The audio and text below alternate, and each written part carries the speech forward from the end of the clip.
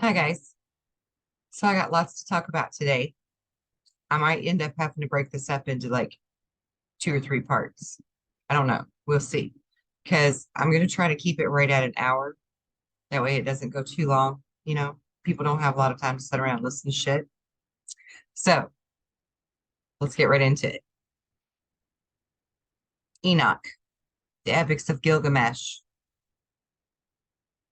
flood stories that are worldwide, angels, Anunnaki, giants, reptilians, advanced civilizations, prior to us, by the way, Atlantis, Egypt, Greece, Sumeria, Mexico, all over the world. Planet X, Nibiru, Nemesis, the Destroyer, the Frightener, Wormwood, binary star systems, trinary star systems, worldwide wipeouts of civilizations simultaneously. What do all these things have in common? Well, they put the whole picture together, folks. And the ending of the story goes back to some of the teachings in the earlier parts of our civilization when Jesus walked the planet. Now, bear with me. We're going to get right into this, and we're going to start with the evolution of advanced civilizations.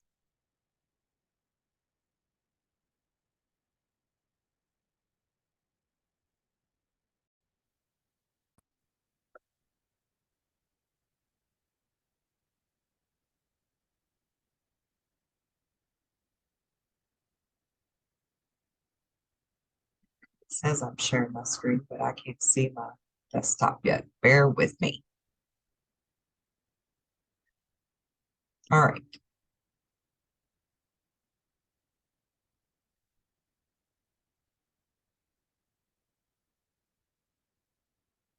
So let me go to my collection.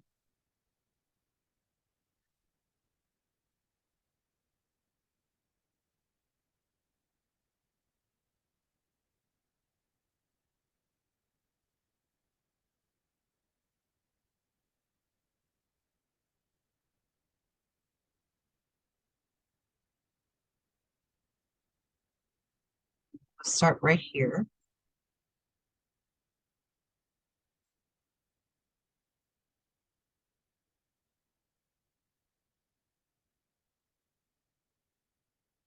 I don't know why this whole thing is looking so different this time. It's like my settings got changed. It's weird. I hope you can see this video.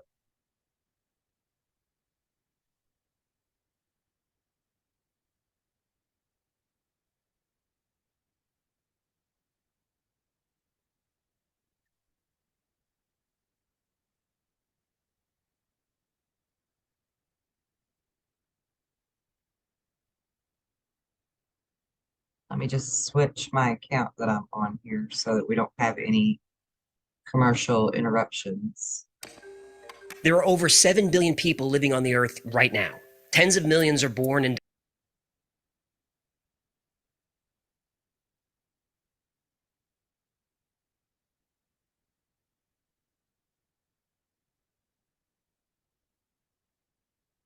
My apologies for the delay. Bear with me.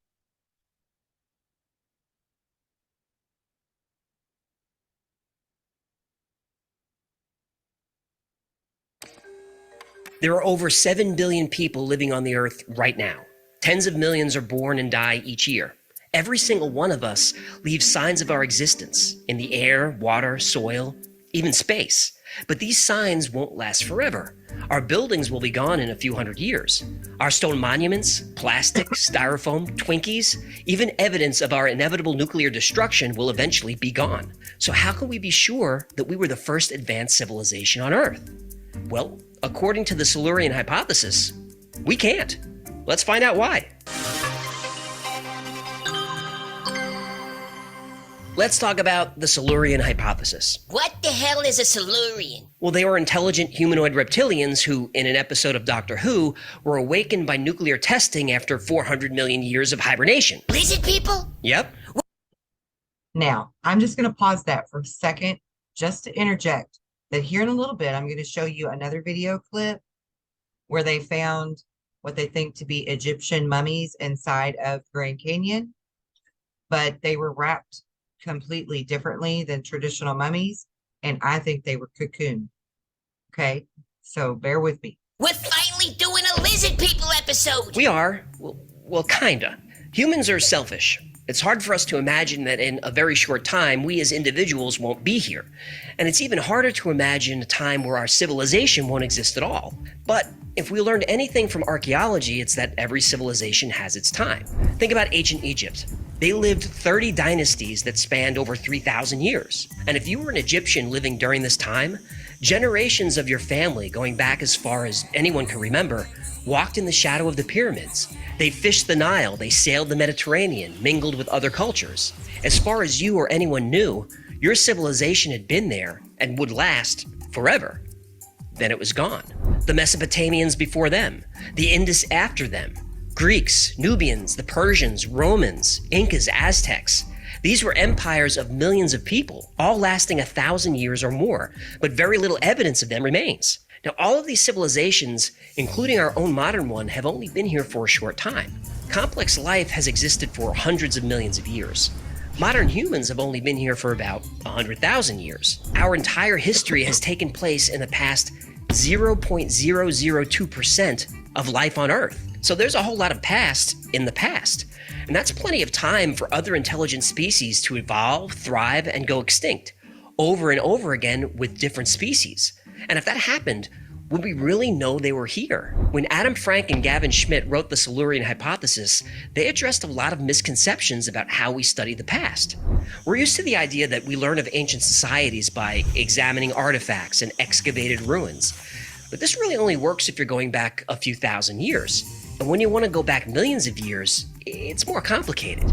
For example, the Earth is about 4.5 billion years old, and complex life appeared about 600 million years ago. Fine. But the oldest surface land ever discovered is the Negev Desert in Israel. It's about 1.8 million years old. That's it.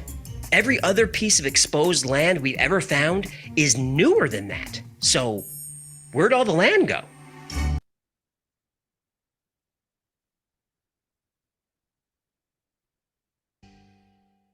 If ancient civilizations existed before humans, they could be very hard to detect. Because of the Earth's plate tectonics, today's mountains are yesterday's ocean floor. New land is formed every day as old lands are eroded into dust.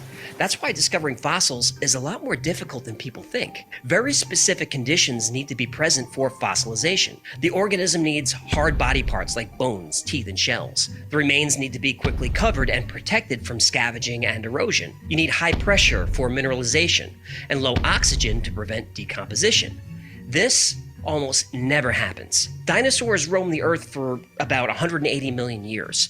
Trillions of individual animals lived and died, yet we only have a few thousand near-complete fossils. It's estimated that over 2.5 billion Tyrannosaurus rexes lived and died on the Earth, but fewer than 100 fossils have ever been found, and only one of them is complete. That means we've only discovered 0.0000004% of the species.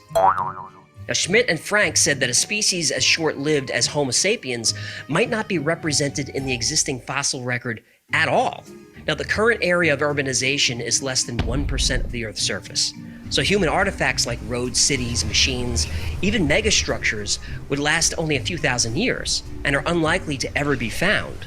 They conclude that direct evidence like this can only go back about 4 million years. Even if the entire human race were eliminated by a nuclear war, the radioactive evidence would disappear eventually. So, are there other methods for detecting the existence of advanced intelligent life in the distant past? Turns Okay, so yes, there is. And I also just want to point out that he just mentioned how we haven't found hardly anything relative to what should have been here as far as the reptile species and so forth. And Stephen Hawking, everybody knows of him. He's a great scientist, was a great scientist.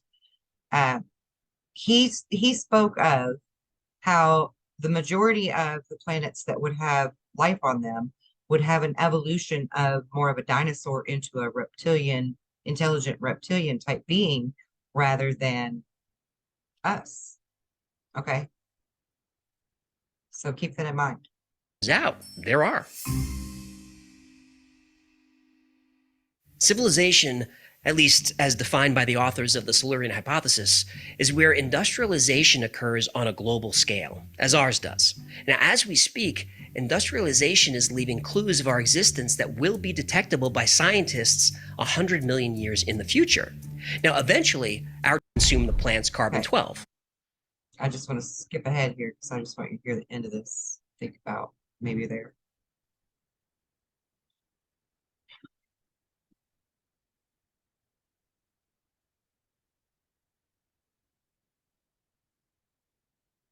My internet's slow tonight. I apologize. It's the weather. I can't help it. Harry Potter book. It does.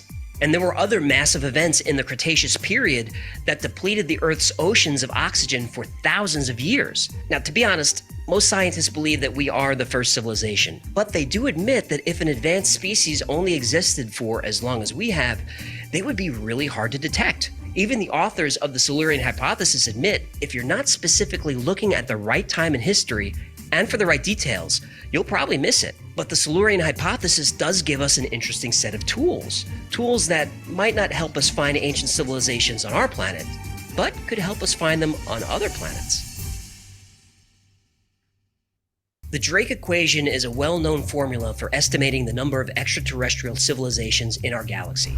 It boils down to the number of stars that have planets, the number of planets that can support life, the fraction of those planets that develop life, and the fraction of those that can develop intelligent life. Now, this number fluctuates as new discoveries are made, but still, the number of civilizations out there could be anywhere from 150,000 to 1.5 billion. Even if it's just more than one, it would be so cool. So cool. What's interesting is, now that we had the Silurian hypothesis, any planet that can develop intelligent life can maybe develop it again and again over millions or billions of years. And that was the original premise of Frankenschmidt's paper. They wondered not only about life on other planets in the galaxy, but about civilization.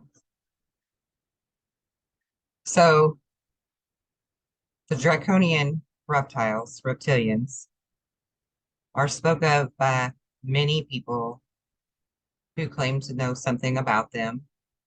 I am one of those people that claim to have had interaction with them. Here are the many different depictions. That was funny. I never saw that one of Trump before. Okay, now the next thing I want to show you is, you remember the TV show, I'm sure, that was called V. And if you'll recall, the premise of this show was that they were shapeshifters. They could look human, though they were not. And they were flesh-eating, bloodthirsty creatures. Now, there's a lot of people running around in front of cameras who others think are wearing masks or have some kind of a dummy setting in for them, or it's an actor with a mask on or whatever. But I would also ask you to think, what if those masks are because they're reptilians?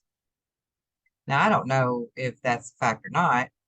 I personally feel like they're able to make us think we're seeing a human, even though we're not. I think it's something that some ability they have for overriding our visual cortex in our brain. And this particular guy, he's the one I was looking for, because this is exactly, I mean, this is such a perfect replica of who I personally encountered. And I find it very interesting that he's in this YouTube video that's got something to do with the Anunnaki, because that's exactly what we're going to talk about, is the connection between the reptilians and the Anunnaki.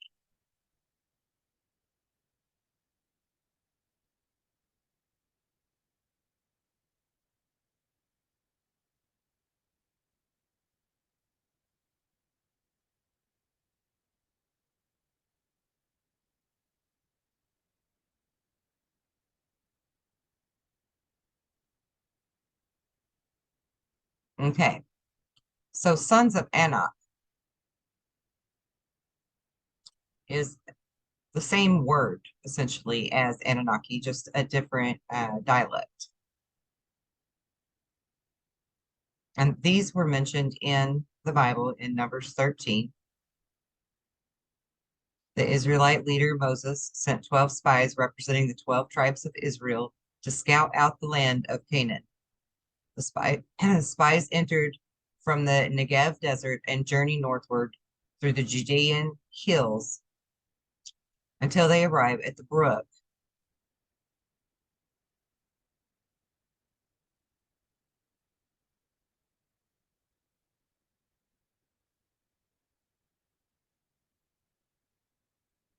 Where is it at on here? I've done lost it now that I clicked it. Okay, here we go. So the spies enter from the Negev desert and journey northward through the Judean hills until they arrive at the brook of Eshcol near Hebron, where reside Sheshai, Ahiman, and Talmai, the sons of Anak.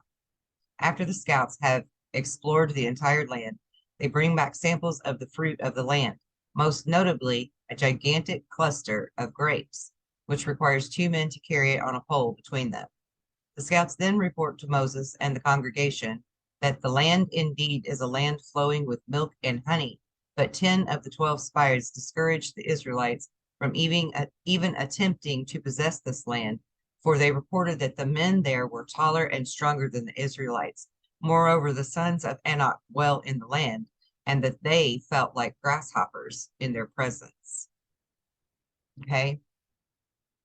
The Anakites are later mentioned briefly in the books of Deuteronomy, Joshua, Judges, and Caleb, which was one of the 12 spies sent by Moses, later drove out the descendants of Anak with his 3 sons from Hebron. Okay, so there are tales all through the Bible of wars between people like us and the giants, not just in the Bible, but also Native American quote unquote lore, as well as other indigenous tribes and cultures, belief systems, or mythology or lore, or whatever word they want to use for it. I personally feel like it's all just a bunch of historical data. Okay, so now we're going to take a look at this one, because all of the mounds that are found everywhere are also very relevant to this whole premise and for you to understand the full picture.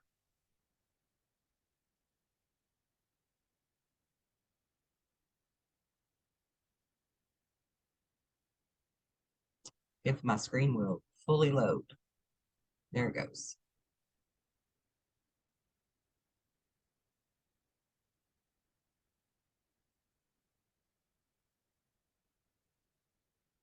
Okay, I think we're ready now.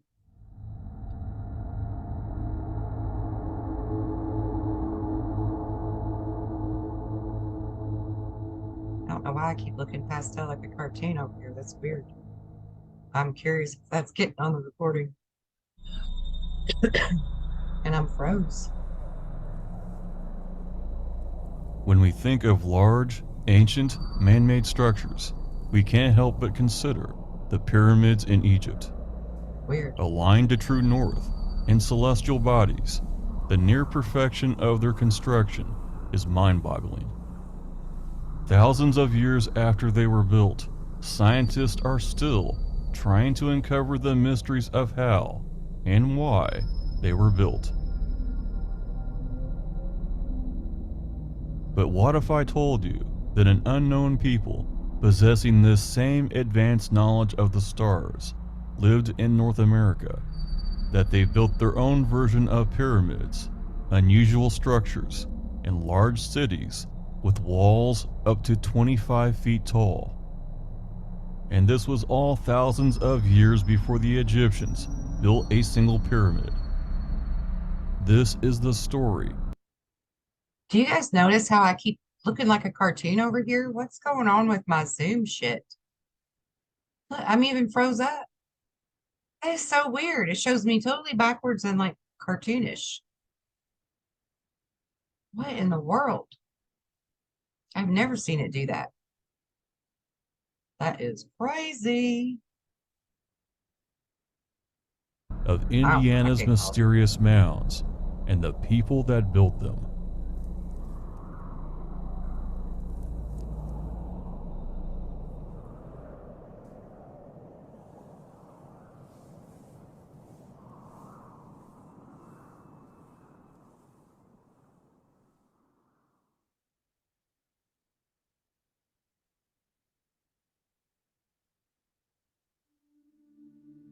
When European conquistadors first arrived in North America in the late 1400s, they found a curious people living among strange earthworks of different types.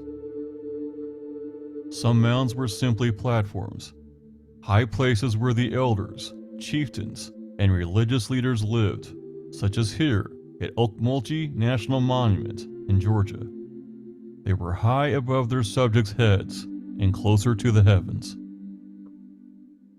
Some of these mounds were built for religious astronomical purposes, such as the Serpent Mound in Ohio. These type mounds accurately predicted summer and winter solstices. That way, they knew when to plant and harvest crops. that is not The the Serpent only, Mound was ingeniously constructed so that this is not the only reason that they had all of these celestial alignments with the solstices and the equinoxes and stuff like that. And I'm going to get to that too, because they give you a little bit of the truth, but not quite the whole truth. Okay. during sunset on summer solstice, it looks like the mouth is swallowing the sun. The earthwork is so big that you can only see the entire thing from an aircraft, drone, or satellite high above the earth. This has long led to rumors that the mound builders were either aliens or influenced by them. Strangely, it was built on top of where a I'm large afraid to meteorite again. once impacted the What in the earth. world? Fort Ancient at Lebanon, Ohio, is an ancient earthwork wall 3.5 miles long and surrounds a large hilltop.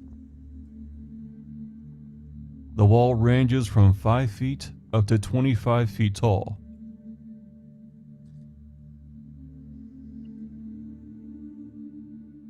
Fort Ancient is the largest prehistoric hilltop enclosure in North America. It's 270 feet above the Little Miami River. Not only did that allow for easy transportation and trade with places far away, it also provided a clear view of anyone coming or going on the river. Other mounds were made for burials, such as this one at Miamisburg, Ohio. The largest known mound in Ohio, it stands 65 feet tall. Sometimes, many people were buried beneath a mound, and other times, only a few, as if to signify how important the dead were. It has a commanding view of the area and was positioned high above the Great Miami River. In fact, all the large ancient mounds were positioned near major waterways, but this is certainly not the largest mound in North America. At Collinsville, Ohio, the Monk's Mound of Cahokia stands at a staggering 100 feet tall, or 10 stories. At 951 feet long and 836 feet wide, It is absolutely massive and the biggest known man-made mound north of Mexico. In its time, there were 80 mounds and a Okay, we're not going to watch this whole thing because it's 45 minutes long, but I want you to get the gist of it. And then, like right about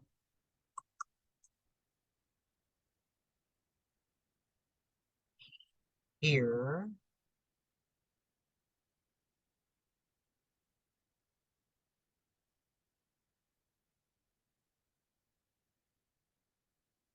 very unique novelty for the small town. But in 1937, the mill was destroyed when Sand Creek flooded with a huge amount of water. And the giant ancient bones in a basket vanished into the floodwaters. All that's left are ruins of a mill and local memories of a gigantic skeleton. One that either dissolved in the raging waters a long time ago, or floated somewhere far away, never to be found again, perhaps at the bottom of a river. But that's not the only story about the Brewersville giant skeleton. George Robinson, just a boy in 1879, said that the bones were kept at the family home. And as visitors dropped by, they would take large bones as souvenirs until only a few were left. isn't that awful?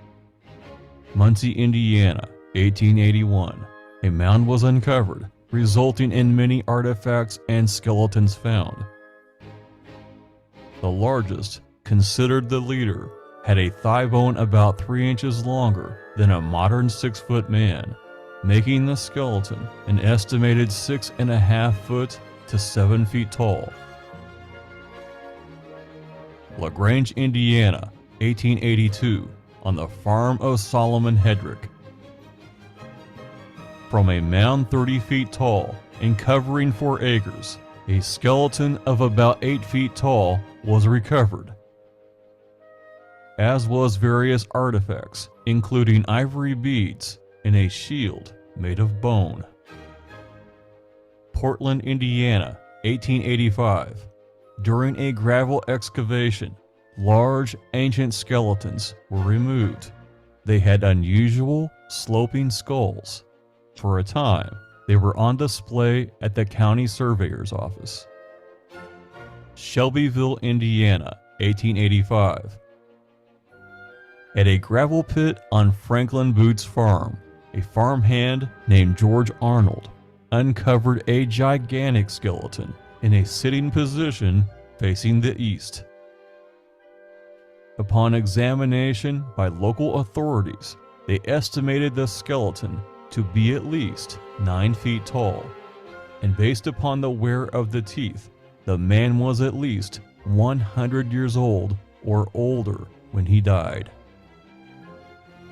Crawfordsville, Indiana, 1892. In a gravel pit high above Sugar Creek, 25 large skeletons were found. The last one recovered was at least 7 foot tall. Anderson, Indiana, 1892. Numerous large skeletons were found at Mound State Park. The skulls were not only huge, but possessed a 5th cranial bone. 5th cranial bone. The skeletons disintegrated a short time after being exposed to the air. Now, see, that's another thing too, because a lot of them, they don't disintegrate when the air hits them, and then other ones, they do.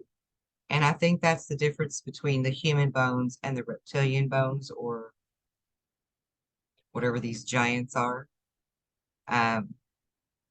Alien, for sure. I think alien for sure. And these mounds are all over Indiana, all over the whole country of the United States. They are all over the world, and I'm going to show you evidence for that as well. But and we might have missed it. And I'm going to share all of the links for these videos and different things that I'm doing in the description box. And I welcome you to go watch all of them. They're very informative. These were really good efforts put into these videos. But somewhere in this video, they tell about giants that they found that had horns on each side of the head near the ears. And I found that to be quite intriguing as well, because I'm looking for documentation and evidence of the reptilians. Shelbyville, Indiana, 1893, on the west bank of the Big Blue River, a mound 75 feet tall, known locally as Hogback Hill, produced numerous skeletons and artifacts near the surface. But 12 feet under the summit, a gigantic skeleton, about 8 to 9 feet tall, was found with its head facing east. But in 1925, at Walkerton, Indiana, a truly unusual ancient burial was found. Below a mound was found 8 large skeletons, about 8 to 9 feet tall. Their bodies were arranged like spokes of a wheel. All of them possessed substantial copper armor. The largest of the skeletons still had a flint arrowhead embedded in his skull. This was perhaps the find of the century. With all these Now, the rest of this is going to go through giants that are in our present modern day life and all of that, along with these pictures of the older giants that were actual photographs taken. I am not finding. Let me go here.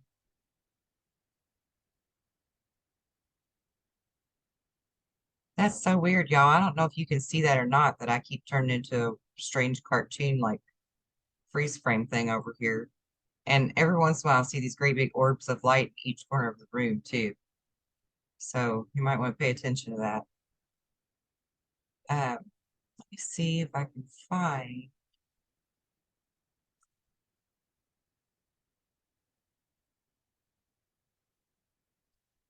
Let me go to my history. Maybe I can find it quicker that way.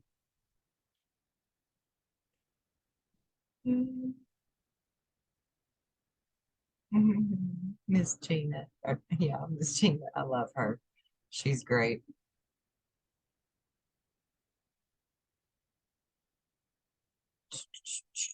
This one right here is where I want to go next.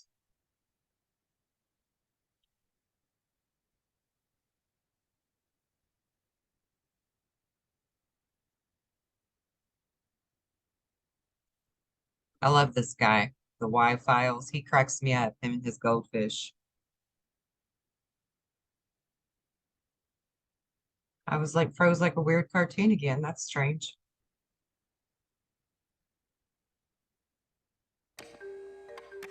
In 1908, President Teddy Roosevelt wanted to declare the Grand Canyon off limits to all timber and mining operations. It would take another 11 years for Congress to designate the Grand Canyon a national park. Sensing a final opportunity for adventure, explorer G.E. Kincaid took a boat down the Colorado River and through the Grand Canyon. The canyon was rich in minerals like gold, silver, and copper, and Kincaid wanted to see what he could find before the area was closed off for good. About 40 miles upriver from the El Tovar Crystal Canyon, Kincaid saw stains in the sediment formation about 2,000 feet up. He tied off the boat and got out to investigate. Kincaid couldn't find a trail, but after a short hike, he found something interesting covered in desert brush. Steps, hundreds of them, carved in sandstone, steps that wound their way up to a high shelf on the side of the canyon. He followed the steps until he came across a cavern entrance, an entrance that was clearly man-made. Kincaid entered the cavern and turned on his flashlight. On the walls, he saw writing, but it wasn't English or Native American writing. It was ancient Egyptian hieroglyphics. Kincaid lifted his flashlight and saw that the tunnel ran far into the distance. He didn't realize it at the time, but this was only the beginning.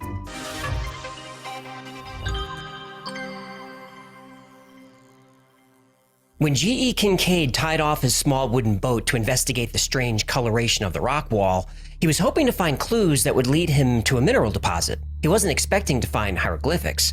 When Kincaid noticed chisel marks in the walls, he drew his pistol, turned on another light, and slowly walked deeper into the gloom. He kept detailed notes of everything he saw. The main passageway is about 12 feet wide, narrowing to 9 feet toward the farther end. About 57 feet from the entrance, the first side passages branch off to the right and left, along which on both sides are a number of rooms about the size of ordinary living rooms of today, though some are 30 by 40 feet square. These are entered by oval-shaped doors and are ventilated by round air spaces through the walls into the passages. The walls are about 3 feet 6 inches in thickness. The passages are chiseled or hewn as straight as could be laid out by an engineer. The ceilings of many of the rooms converge to a center. The side passages near the entrance run at a sharp angle from the main hall, but toward the rear they gradually reach a right angle in direction. G.E. Kincaid now realized he was in a huge complex. He estimated that as many as 50,000 people could have lived here. In some rooms he found granaries with shelves of glazed pottery, many of which still contain seeds. He found cooking areas and a huge dining hall. The rooms were full of ancient artifacts. Kincaid carefully wrapped a few small metal and ceramic objects for later study. Another large room Kincaid described as an area for metalwork, a technology that should not have existed in this area. Here are found tools of all descriptions made of copper. These people undoubtedly knew the lost art of hardening this metal, which has been sought by chemicals for centuries without result. On a bench running around the workroom was some charcoal and other material probably used in the process. There's also slag and stuff similar to mat, showing that these ancients smelted ores, but so far no trace of where or how this was done has been discovered, nor the origin of the ore. G.E. Kincaid Nor the origin of the ore. And mind you, there is some type of what they call a brown metal there that they don't recognize. Okay. And also, they never did interpret or decipher the hieroglyphs. So they were definitely not Egyptian, just similar to Egyptian. Now, this is also, I think, the video where they tell about finding the mummies inside of there. So I'm going to play this through a little bit further. We're not going to listen to the entire video because I have more to get to and we're getting already close to an hour. Kincaid explored the underground complex for several hours, still having no idea when this place was used, what it was used for, or who the builders were. Then he came across another large room, a crypt. The crypt had shelf upon shelf and row upon row of mummies, dozens of them. At this point, G.E. Kincaid realized that if he was going to explore this entire underground city, he was going to need help. G.E. Kincaid sent a few artifacts to the Smithsonian along with his notes of what he found. He requested financial and logistical support for what he felt was the most significant archaeological discovery ever made. The Smithsonian agreed. A few weeks later, Professor S.A. Jordan arrived with a team of about 40 scientists, researchers, and laborers to excavate and explore the ancient underground city. Now with more lights and manpower, the scientists realized that the cave system layout wasn't random. It was a symmetrical, deliberate design. The tunnels all led to a central chamber. In the chamber was a large statue of what Kincaid thought looked like Buddha. Like butter. Buddha. What I say. Over 100 feet from the entrance is the cross hall, several hundred feet long, in which are found the idol or image of the people's god sitting cross-legged with a lotus flower or lily in each hand. The cast of this face is oriental, and the carving in this cavern. The idol almost resembles Buddha, though the scientists are not certain as to what religious worship it represents. Taking into consideration everything found thus far, it is possible that this worship most resembles the ancient people of Tibet.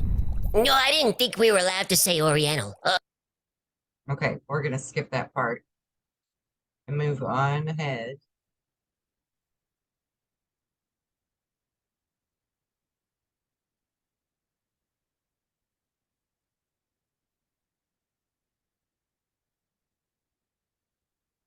Before Columbus. The Vikings famously explored and settled parts of Newfoundland 500 years before the quote-unquote New World was quote-unquote discovered. And there's growing evidence that ancient Chinese explorers landed in North and South America before the Vikings. But landing on the east or west coast of America is one thing. Getting to the Grand Canyon is a whole other thing. How could people get there? And even if they could, how did they have the technology to excavate millions of tons of rock in order Oh my God.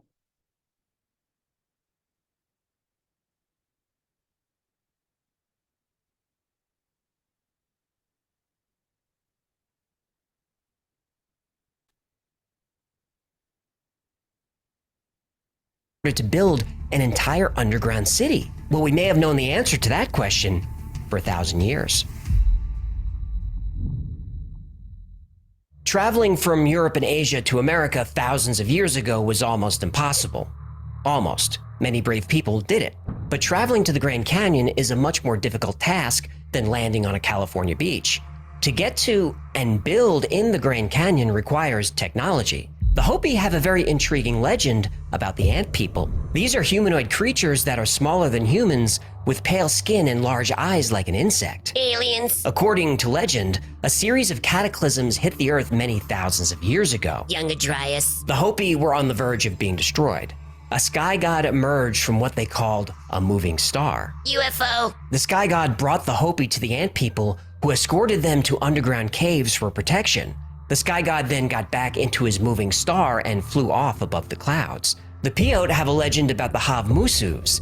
They're usually described as being humanoid in shape with golden skin and large eyes. Aliens. They lived in a vast underground city and traded with faraway people. They possessed weapons that the Paiute described as silver tubes that shot lightning and can kill a man instantly. Bases. And the most interesting part of the Havmusuv legend? They supposedly flew silver canoes in the sky. UFOs. These craft made a humming sound and could maneuver like an eagle and move at great speeds. Most ancient cultures have a flood myth. They describe a global disaster that melted the ice caps and caused sea level to rise 400 feet. Entire cities were wiped out, maybe even entire continents. Atlantis. Most of these flood myths also talk about how, after the waters receded, a godlike people came down from the sky. These gods gave humans the gift of civilization and taught them things they had forgotten before the Great Flood. Things like writing, astronomy, and agriculture. Could this Now, bear with me here because I am by no means suggesting that these are our creator gods or teacher gods. I think they're tricksters. I think they're coming back to trick us again. And I'll get to that in a little while. Probably in part two. city in the Grand Canyon be evidence of this time in history? And if it is, why would anyone want to suppress it? All the information in today's episode comes from 2 front-page articles from the Phoenix Gazette published in 1909. In the years since, mainstream researchers have decided that the articles were a hoax, a fantastic story designed to sell newspapers. 19th century clickbait. Yep, The media hasn't changed much. unfortunately that's true. But many people I need to pause just a second.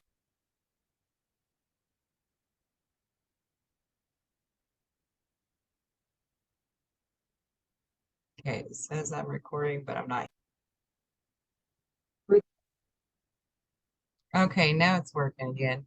I tell you, I find it kind of humorous that every time I try to do a video about the Anunnaki and the reptilians, something happens with my audio and my Bluetooth earpiece and my view of me going into a cartoon character. I mean, all these things. I just think that's so ironic. That just seems to be my theme lately. Anyway, back to what we're talking about here. people believe the story is real and the Smithsonian is covering it up. Smithsonian Public Relations, Marion speaking. Hold on. Hello? Hello? Hello? Hello? I'm here. Sorry, I was on hold a long time. How can I help you? They transferred me to Marion. Yes, this is Marion. Okay, great. Okay, we're gonna skip past the phone call business. Right there. Let this load for just a second. We gotta wrap this one up.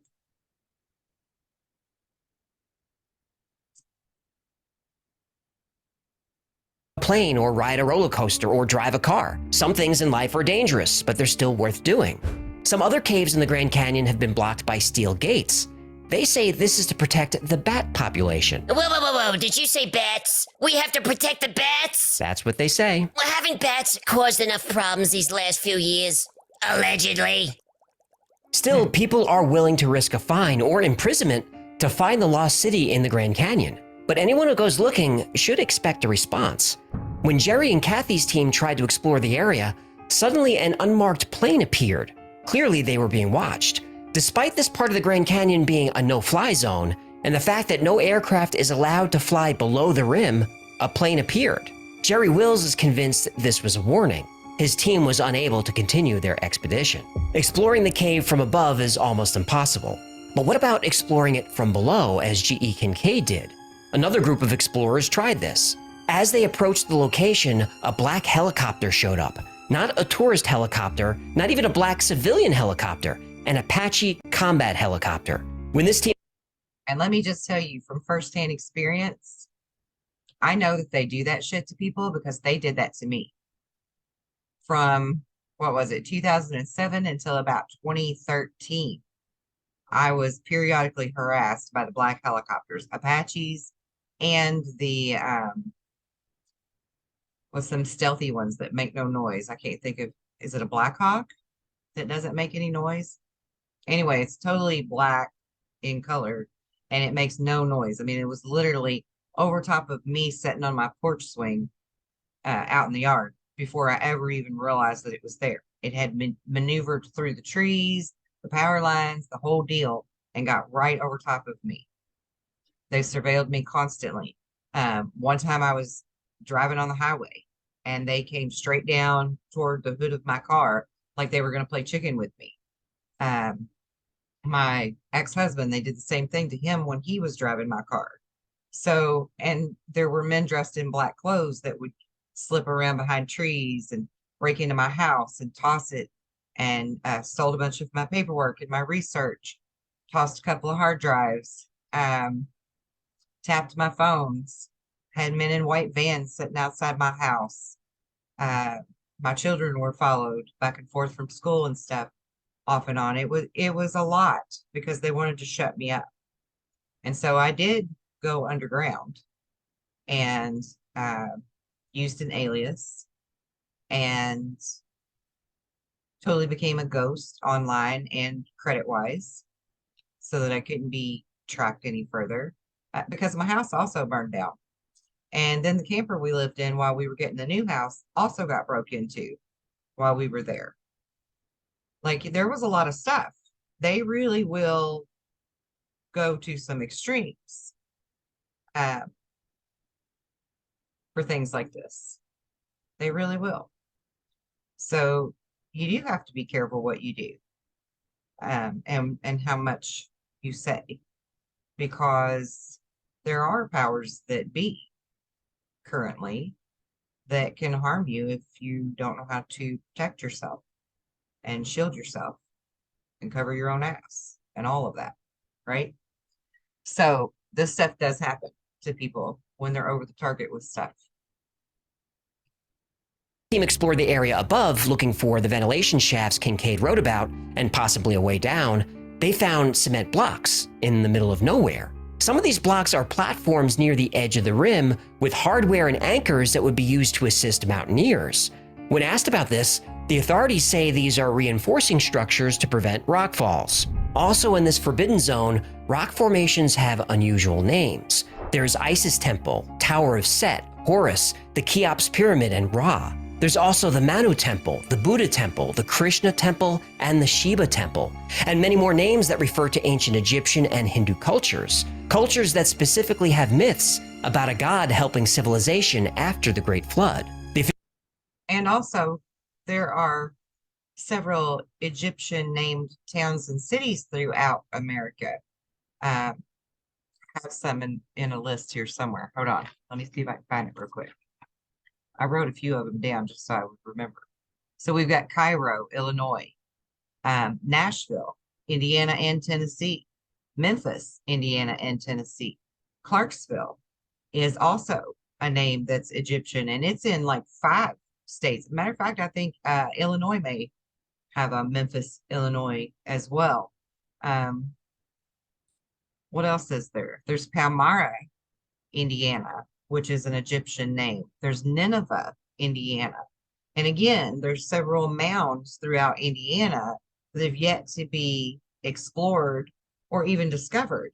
The whole southern end of Indiana is so heavily forested that there's no telling what is in that area where the Miami and the Cherokee and the Chippewa and the Choctaw used to live and travel through. As well as, you know, like the famous mounds at Angel Mounds in Indiana and Evansville. There's several throughout Illinois. We have found actual pyramids within America that they're not talking about, and all over the world. And we're going to cover that in the next video, just some clips of it, just so that you can get the full scope of how many pyramids and mounds there really are in the world, and that this is tied into the Anunnaki and the giants that we also know as the Nephilim, or the fallen angels, that Enoch knew about. He was friends with Gilgamesh, who was a giant. I mean, hello. We've got the story of Daniel and Goliath in the Bible that was, you know, he fought the giant with a slingshot. You know, and my daddy used to teach me the bigger they are, the harder they fall. So that's kind of the attitude I've got with this. And I think we need to keep going with that attitude as we dig into this, because this is not about fear. This is about education, and this is about empowerment of who you really are, not just what our history really is. Okay, so stick with me, and we're going to finish this video up, and then we'll wrap this whole package up, and I'll do a part 2 so that these don't go too long, and you can watch them at your discretion and your leisure. Official word is the fact that these names exist within the Grand Canyon's no-go zone is a coincidence. But I don't really believe in those. Do you? No, I don't either. David Hatcher Childress is a French author who's published 200 books. He often covers ancient mysteries. He believes the United States government is actively suppressing archaeological discoveries. He mentions that while the film Raiders of the Lost Ark is fiction, the final scene showing the warehouse is close to reality. That the Smithsonian, an independent federal agency, is hiding some of the most important discoveries made in the Americas. He says, now, you know how I'm always telling you they have to tell you an ounce of truth somewhere? Do any of you remember the TV show that was called Warehouse 13? The Smithsonian is, in fact, Warehouse 13. The cover-up began in 1881 with famous geologist John Wesley Powell. Powell appointed Cyrus Thomas the director of the Eastern Mound Division of the Smithsonian Institution's Bureau of Ethnology. When Thomas came to the Smithsonian, he believed there was a race of mound builders that were distinct from and arrived before the American Indians. This school of thought is called distinct from and arrived before the American Indians. Ancient advanced civilizations.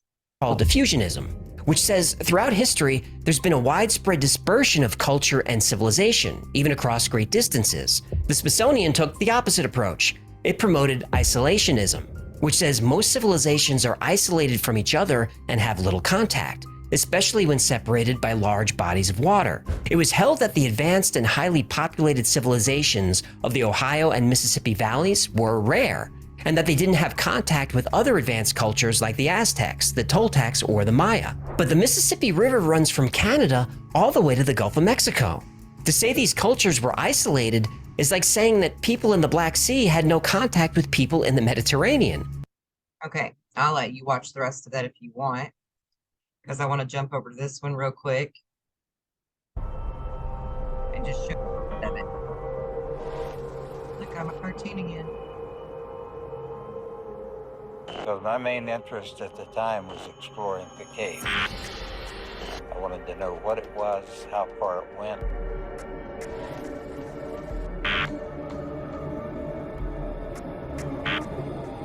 There are bronze weapons in there, swords, spears, shields, knives, many artifacts, something like 7. Artifacts and sacred wonders from long ago. I've looked for the Ark of the Covenant, the Holy Grail, and other things rumored to be hidden here. This is Scott Walter. I love Scott Walter. But there's a lot to be said also for all of the amounts of people that work for different shows that the History Channel has on, or the Travel Channel, sometimes just different shows on satellite. I'm not trying to call out just the History Show or anything, but there's an awful lot of them that have the people on their shows either have ties to the CIA or to NASA, like Ancient Aliens and Skinwalker Ranch, stuff like that. So just food for thought to pay attention to those kinds of things, because those types of shows are not going to give you the whole truth. Actually, they're going to try to skew the truth enough for you to keep you confused, because it is the official position that they will keep this knowledge away from us of who we are, so that we don't figure out all of what's going on. And that's part of why they hide history from us, and the fact that these ancient intelligent civilizations were possibly from off-world or a completely different species from us altogether that are terrestrial to our world, which I find in my research is both, not one or the other. There are reptilians that are earthbound that came here before we did, or, created here before we were, or however you want to look at that, evolved here. And then there are others that belong to different star systems. But my premise for all of these pyramids that were aligned with, like, Orion, and all of the equinoxes and solstices, that all of these great stone works are in alignment with, my premise to those is not simply for astrological curiosities, but to watch for the harbinger telltale signs of the destroyer, of Wormwood, of Nemesis, coming back around on its 3,600-year orbit. Now, in the next video, we will cover a lot of details that back up all of my reasons, most of my reasons for fully believing now that we are in a binary, actually probably more likely trinary system, as most systems in the universe have been found to be in. And that all of our ancients were trying to warn us of this, and that a lot of times those civilizations would either A, get wiped out, or B, be taken control of by the Anunnaki or reptilians, who will swoop in and act like they're trying to save the day. Many people who follow my type of work are also familiar with a central intelligence project referred to as Bluebeam. And we all know exactly what Bluebeam's mission is. And this is not a, think about the V TV show scenario. These are not saviors. These are not anybody coming to help us. On the contrary, if anything, they are here to further enslave us, because this is their particular cyclical opportunity to really overtake us on a fuller scope. However, in this particular cycle, we too are in another cycle of the human species called the Golden Age, where we are coming back into our own. We are coming back into our knowing, our awakening, our Aquarius age of learning who we truly are, and that we are creators, and that we can control a whole lot, which means that gives you the power to say no to all of the bullies, however big or superior they may have seemed to us in the past. They are not superior to us. We have dominion over this planet, and I can prove that too. So in part 2 of this video, we will be covering all of that. I hope that you are interested and encouraged to tune in for part 2.